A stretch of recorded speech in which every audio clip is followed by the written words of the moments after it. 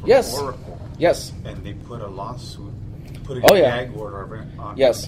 from releasing company secrets. Yep. to Oracle. Okay. Well, you can look it up too. I mean, if anyone is interested, you can look at XP Oracle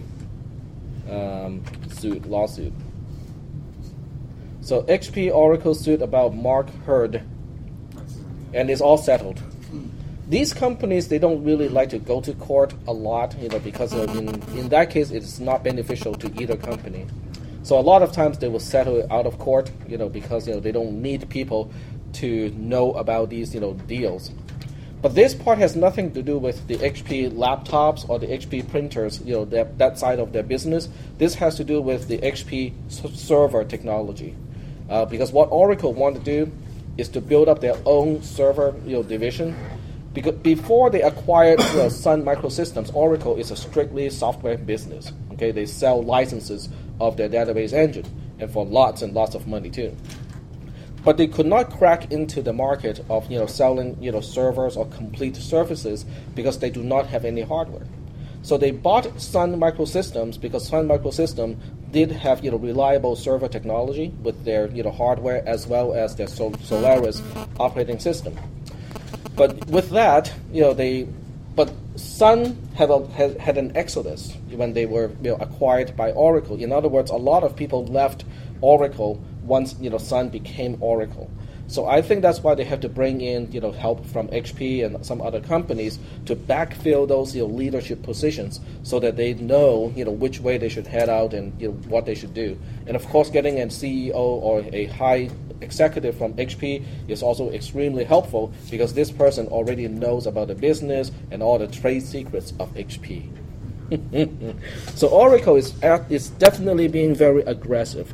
They're trying to grow their business way beyond what they were doing before. I'm not saying that you should buy stock in Oracle. I'm simply saying that they want to become big. They're number 3 in the country, aren't they? I don't know. Software production. In terms of revenue, maybe. They basically license Oracle, the database engine, and it's a lot of money too. Yep. Okay, well, getting back to our TCP IP addresses and whatnot, I just want to go back to the notes from the 15th and see if you guys have any questions about, is it 15th? 16th. Back to the 16th, and see whether you guys have any questions about base conversion. Do you guys still remember we talked about base conversion? And the trick to understand binary to decimal and decimal back to binary conversion is to imagine that you have a currency system where you can only have bills and coins that are powers of 2. And your job is to make change with the least number of bills and coins. So are we good with that topic? Yes? Okay. So once we have this topic cleared, we can actually go back and talk about TCP IP. I will leave this one on, and I will just start a new notes for today. Pretty much the same way I would use an HTML document inside Moodle, so at the end of the class when I save it, it's already up on the server. So I'll go ahead and start HTML web page. So this will be for 2010-0921. And I'll call this in-class notes. And we'll go ahead and get started with this. Okay. Can anyone remind me again what is a subnet in terms of TCP IP? We kind of talked about it already. Now we know one thing, we know the internet is a huge network, right? Which means, the word inter means, it is a network between networks. The internet is a huge network to network smaller networks together. How does that relate to the term subnet? Yep. Each network has to have its own subnet in order for the IPs to be functional within each other. Okay, that's a pretty good, description. The more concise way to describe it is to say a subnet is the smallest network in TCP IP. If you want to have two computers to talk to each other, you need a subnet.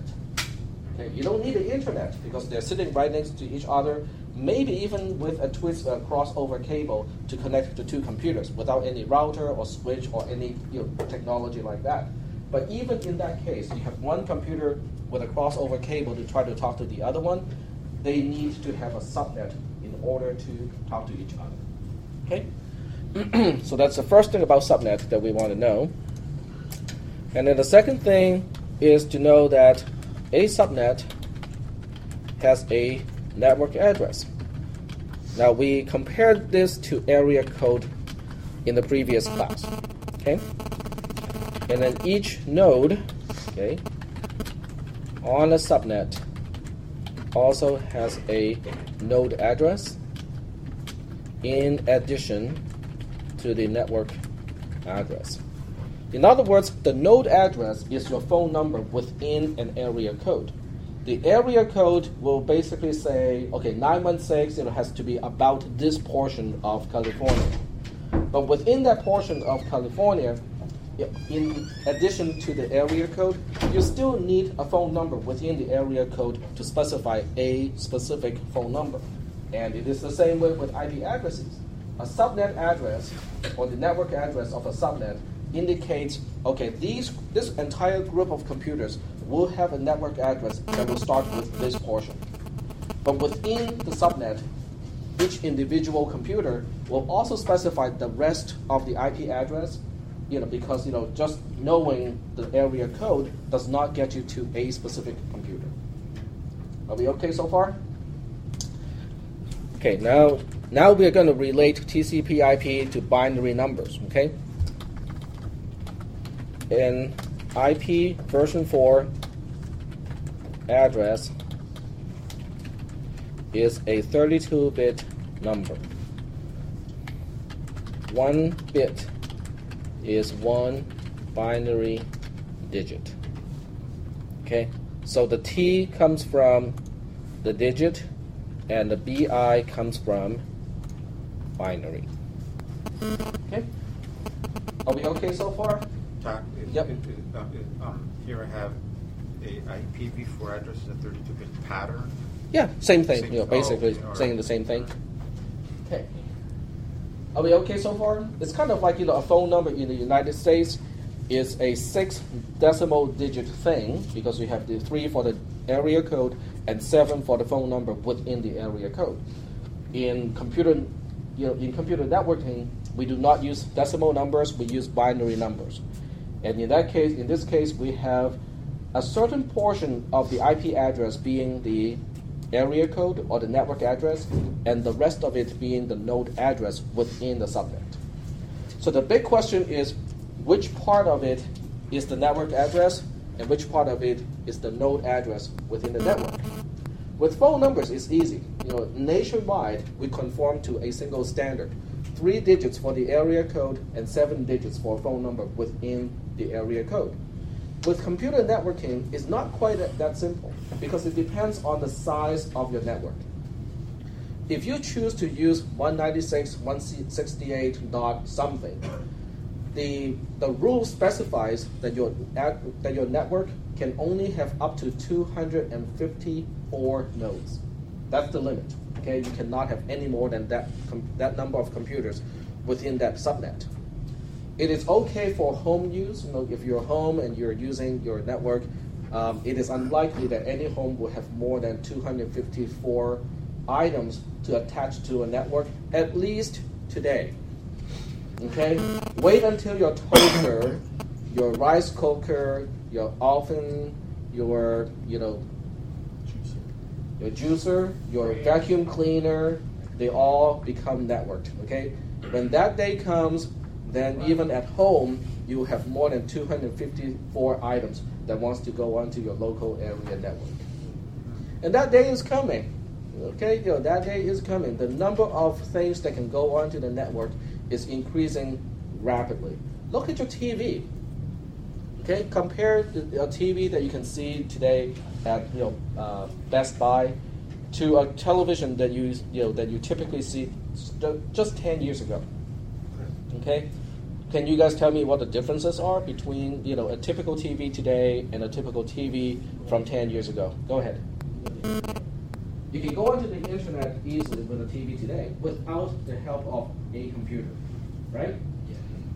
Many TVs also have Netflix or Hulu built into it, which means if you have any paid services, your TV is completely capable of logging into your channel, your account, and save all your settings and all kinds of stuff like that. Okay, so your TV is networked already. So now if you have 6 televisions or 5 televisions at home, then each TV will pick up one IP address, assuming that they can all turn on at the same time. Okay, and that's something that we did not have even 5 years ago. 5 years ago, maybe if you pay like $4,000 or $5,000, you can get a TV that has built-in ability to go onto the network. These days, you pay what, $400, $500, and even those TVs can go onto the internet all by themselves. Okay, how about your printers? Wireless. They're all wireless networked, right? In the good old days, you have in the really good old days, you have these thick Centronics, is it called Centronics? Centronics, 25-pin, really thick, cables to connect from the parallel port of a computer to the printer port. Okay, many of you are too young to even remember or have seen anything like that. It's horrific. It was horrific. And next comes USB. Okay, USB is really thin. The cable is really thin. The plug is really compact.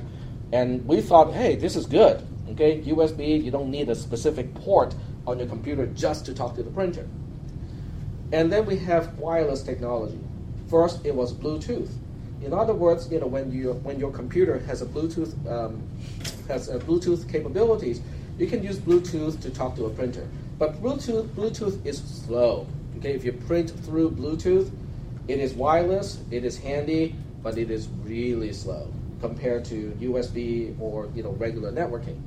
And then we have those high-end printers, high-end Soho, small owner, home own. What is Soho? What does Soho stand for? Small business in a small business setting. Okay, let's look it up.